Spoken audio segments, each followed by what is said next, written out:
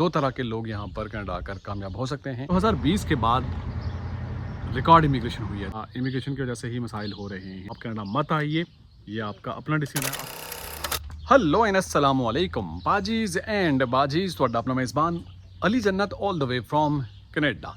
आज की वीडियो में हम बात करेंगे कि कनाडा कौन लोग आते हैं और क्यों आना पसंद करते हैं और कनाडा आने का फ़ायदा क्या होता है, और ख़ास करके दो तरह के लोग यहाँ पर कनाडा आकर कामयाब हो सकते हैं। वो मैं आगे चलकर आपसे शेयर करूँगा कि कौन से दो तरह के लोग आ सकते हैं।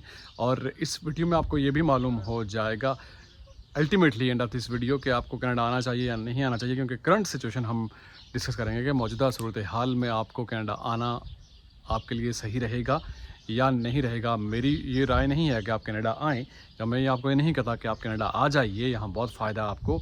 और ये वीडियो देखने के बाद कुछ दोस्त ये भी कमेंट करेंगे कि अगर इतने ही मसाइल हैं तो आप वहाँ कनाडा खुद क्या कर रहे हो। तो वीडियो आपके लिए इंपॉर्टेंट होने जा रही है। वीडियो शुरू करने से पहले अगर आप यूट्यूब पर पहली बार देख रहे हैं तो प्लीज़ चैनल को सब्सक्राइब कर लीजिए, फेसबुक पर पेज को लाइक कीजिए और इंस्टा और टिकटॉक पर ज्वाइन करने का भी बहुत शुक्रिया। तो वीडियो का बाकायदा आगाज़ करते हैं। तो सबसे पहले बात करते हैं कि लोग कनाडा आना क्यों पसंद करते हैं, लोगों को क्यों पसंद है कनाडा। उसकी वजह यह है कि PR परमानेंट रेजिडेंसी, यानी लोगों को कैनेडियन बनना होना पसंद है, और बाकी ममालिक की निस्बत यहाँ PR थोड़ा जल्दी हो जाती है। इस वजह से लोग यहाँ कनाडा आना पसंद करते हैं। और इसके अलावा टोटल पॉपुलेशन की बात करें तो 4 करोड़ के करीब कनाडा की टोटल आबादी है, टोटल पॉपुलेशन है, और उसमें से 26 लाख टेम्परेरी रेजिडेंट्स हैं, जिनमें इंटरनेशनल स्टूडेंट्स की तादाद बहुत ज़्यादा है। इंटरनेशनल स्टूडेंट्स की तादाद तकरीबन 23 लाख के करीब है। वर्क परमिट पे इंटरनेशनल स्टूडेंट्स जो हैं 23 लाख के करीब हैं 26 लाख में से, और बाकी जो 3 लाख हैं वो रेफ्यूजीज़ हैं। अब देखिए कि इन लोगों की PR होनी है, और कनाडा इमिग्रेशन की जानिब से जो प्लान दिया गया उसमें भी आपको मालूम है, जो कि हम वीडियोस में शेयर भी किया आपके साथ, कि तकरीबन 5 लाख के करीब कैनेडियन गवर्नमेंट PR देती है जो इमिग्रेंट्स आते हैं। और जो ऑलरेडी यहाँ कनाडा में मौजूद हैं उनकी तादाद से आप अंदाज़ा लगा सकते हैं। और जो लोग ख़ास करके स्टडी के हवाले से, कई दोस्त पूछते हैं कि क्या हमें स्टडी पे आना चाहिए, तो स्टडी के लिए आप आएंगे, 2 साल आप स्टडी करेंगे और 2 साल के बाद आप एलिजिबल होंगे परमानेंट रेजिडेंसी के लिए। तो सोचिए कि आपका नंबर कब आएगा।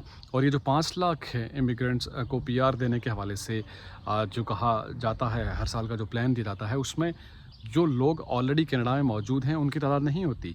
जो लोग बाहर ममालिक से अप्लाई करते हैं, पाकिस्तान से या इंडिया से या दूसरे ऑल ओवर द वर्ल्ड, जो अप्लाई करते हैं एक्स्ट्रा सेंट्री के ज़रिए या PNP के ज़रिए, जो एलिजिबल होते हैं आइल्स वगैरह करके, उनके पॉइंट बेसिस पे CRS वो अप्लाई करते हैं, वो भी उसमें शुमार होते हैं 5 लाख जिनको परमानेंट रेजिडेंसी मिलती है। तो एज एन स्टूडेंट अगर आप आना चाहते हैं तो 2 साल ज़ाहिर स्टडी के बाद आपको आगे वर्क परमिट मिलेगा, और उसके बाद ज़ाहिर आप एलिजिबल होंगे। तो आपके लिए आना सही रहेगा या नहीं रहेगा, और कोर्स कौन सा चूज़ करना है।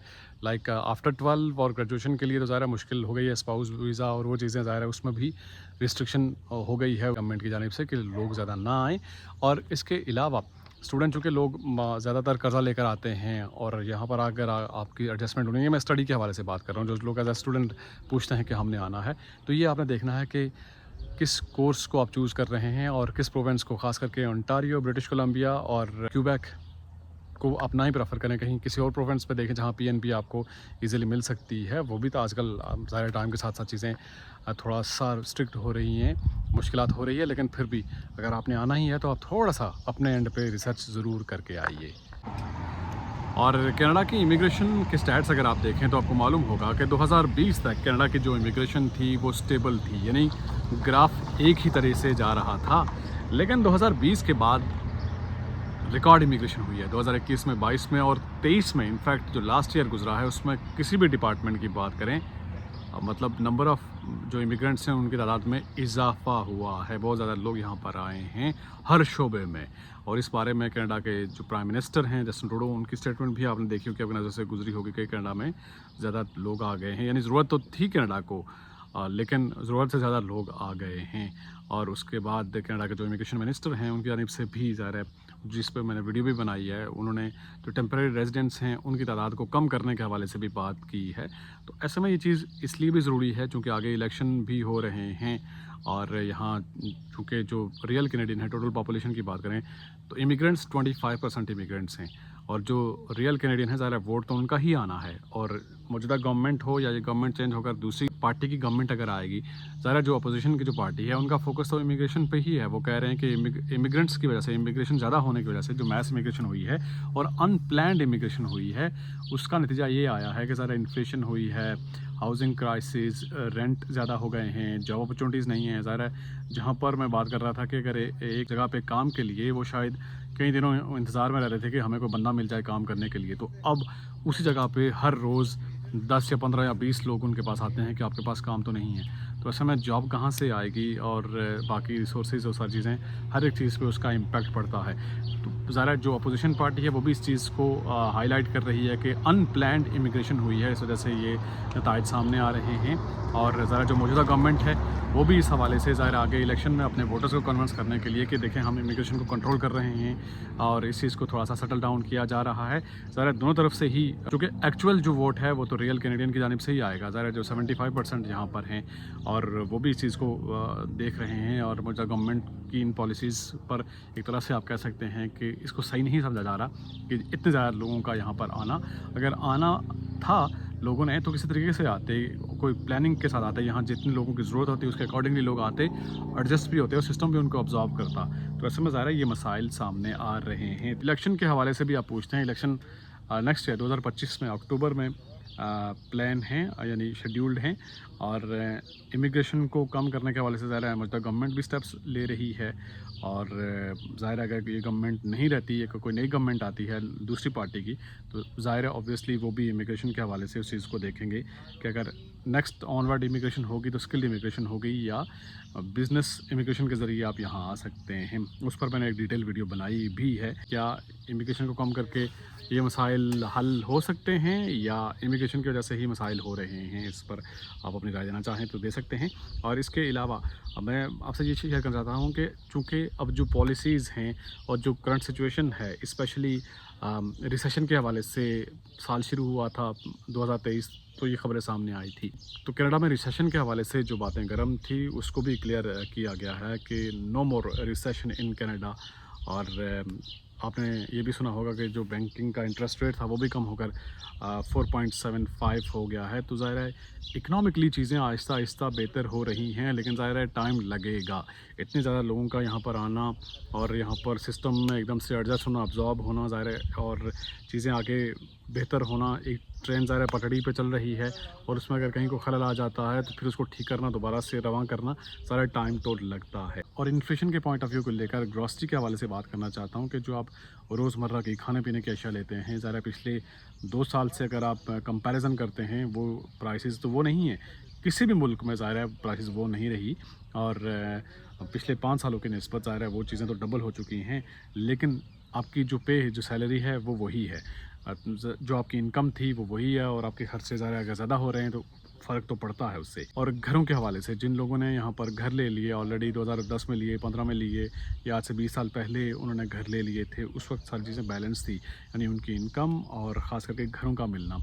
जो घर लेट्स सपोज 3 लाख 4 लाख में मिलता था, आज वो 10 लाख 8 लाख के करीब पहुँच चुका है। तो आपकी इनकम, उसके लिए अगर 10 लाख आप घर लेंगे तो उसके लिए ज़रूरी है कि आपके पास, जो बैंक के ज़रिए लेंगे तो डाउन पेमेंट आपके पास 2 लाख होनी चाहिए, 20% एटलीस्ट आपके पास होनी चाहिए। और ज़रूरी है कि आप वाइफ हस्बैंड दोनों काम कर रहे हैं, तो तब जाकर अगर आपकी कोई सेविंग है, आप जाकर उन तमाम तर क्राइटेरिया को मीट करते हैं तभी आप यहाँ पर घर अफोर्ड कर सकेंगे। और 10 लाख का घर अफोर्ड करना भी कोई मामूली बात नहीं है। और ज़रा टाइम के साथ साथ ये चीज़ें मुश्किल भी होती जा रही हैं, लेकिन बात करने का मकसद ये है कि आपके जहन में चीज़ें होनी चाहिए कि यहाँ पर आप आते हैं और इन चीज़ों को आपने मद्देनज़र रखना है। और मोस्ट इम्पॉर्टेंटली कौन लोग कनाडा आ सकते हैं या किन को आना चाहिए, ख़ास करके उन लोगों को जिनको वहाँ पर लेट्स सपोज अपने मुल्क में उन्हें कोई फ्यूचर नज़र नहीं आता, यानी वो चाह रहे हैं कि किसी तरह से वो पहुँच जाएंगे, लक्कड़ पत्थर एक कर लेंगे, ठीक है। तो वो यहाँ आकर मिनिमम वेज पे ही उनका अच्छा गुजारा हो सकता है और हस्बैंड वाइफ दोनों हैं, उनकी अच्छी एक डिसेंट लाइफ यहाँ पर गुजर सकती है, क्योंकि मिनिमम वेज पे भी वहाँ की लाइफ से यहाँ आपको बेहतर लाइफ मिल सकती है। ये तो एक प्लस पॉइंट है। और इसके अलावा वो लोग जो अक्सर बेशतर पूछते हैं कि हम टीचर हैं, हमें आना चाहिए, और आप लॉयर हैं, डॉक्टर हैं और आर्किटेक्ट हैं, बेसिकली आप किसी भी मुल्क में ये एक्सपीरियंस कर रहे हैं, आपके पास एक्सपीरियंस है, अगर वर्ल्ड वाइड एक्सपीरियंस है और एजुकेशन है, तो ये बात आपको समझना होगी कि यहाँ आकर यहाँ की एजुकेशन, यहाँ का कोर्स करना होगा, यहाँ का लाइसेंस लेना होगा, उसके बाद ही आप ये काम कर सकते हैं। ऐसा नहीं है कि आप वहाँ पर जिस कैपेसिटी में काम कर रहे हैं उसी कैपेसिटी में यहाँ पर आपको वही काम मिल जाएगा। तो बेसिकली 2 कैटेगरीज़ हैं, जो हाईली स्किल्ड लोग हैं और जिनके पास दिमाग है, जो इस्तेमाल कर सकते हैं बिज़नेस में या अपने प्रोफेशन में, वो अच्छा अर्न कर सकते हैं। और वो लोग जो अपने जगह से, जिनको ज़ाहिर है होम कंट्री में प्रॉब्लम्स हैं, मसाइल हैं, अर्निंग नहीं है, फ्यूचर नहीं है, और वो किस तरह से यहाँ पर पहुँचना चाहते हैं, तरह उनकी लाइफ भी यहाँ पर अच्छी हो सकती है। तो आज की वीडियो से इतना ही। आप अपना फीडबैक दे सकते हैं और मेरी कोई राय नहीं है कि आप कनाडा आइए या आप कनाडा मत आइए, ये आपका अपना डिसीजन है। आप कमेंट बॉक्स में बताइए कि आपको आना है तो आप किस कैपेसिटी में आना चाहते हैं और आपको क्या करना चाहिए, क्या करना चाहते हैं, आप कमेंट बॉक्स में बता सकते हैं। आपसे मुलाकात होगी नेक्स्ट वीडियो में। टिल देन, मेरा और आपका अल्लाह मालिक।